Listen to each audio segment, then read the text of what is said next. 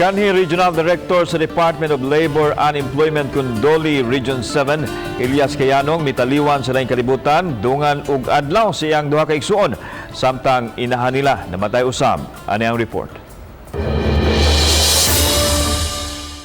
Ang anak ni kanhi Doli 7 Regional Director Kayanong nga si Mads Kayanong damuag may kumpirmar sa GMA Regional TV nga nagpositibo sa coronavirus ang iyang amahan.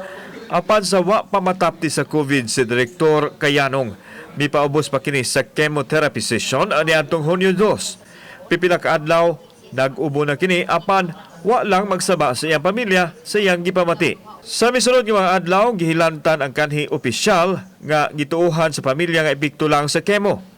Hunyo 9 namatay ang inahan ni Kayanong ug diha na siya miangkon sa iyang gipamati sa lawas.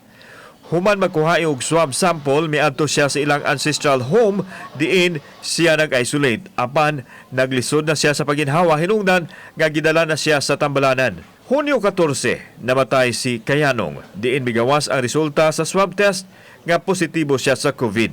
Samtang ang igsuon ni Kayanong naunang namatay pipila ka oras ang milabay ug laing igsuon usab nga lalaki ang namatay usab sa susamang adlaw. Giklaro ni Mads nga ang resulta sa COVID test sa iyahang amahan lang ang ilahang nakuha.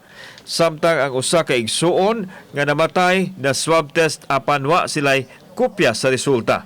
Ang inahan og laing igsuon ni kanhi Direktor Kayanong wa na mapaubos sa swab test.